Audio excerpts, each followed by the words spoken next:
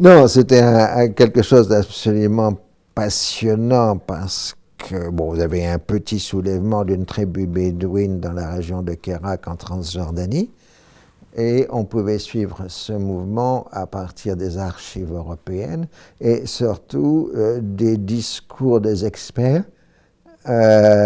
qui, dans différentes publications, soit au Proche-Orient lui-même, soit en Europe, analysaient ce mouvement. Et donc, on voyait que ce petit mouvement avait eu une interprétation comme annonçant une grande révolte arabe qui partirait de la péninsule arabique et qui toucherait la région. Alors, ce gros mouvement s'est passé 6 ans après, la fameuse révolte arabe de 1916.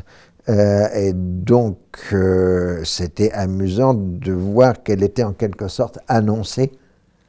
Voilà, pour le reste, c'est tous les problèmes de lecture des archives, etc.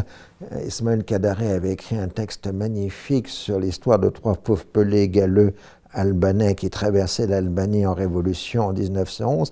Et ces histoires-là étaient suivies par les dépêches consulaires des principaux consuls européens en Albanie qui en faisaient une épopée, un problème politique et ainsi de suite. Donc, c'est un peu ce que j'avais fait. Je n'avais pas lu le texte de Kadare à l'époque, parce que je l'aurais cité, mais c'est un peu ce que j'ai fait pour l'époque, c'est-à-dire voir comment un petit événement est lu par les contemporains comme annonciateur d'un grand événement qui, par ailleurs, ensuite, s'est en effet produit.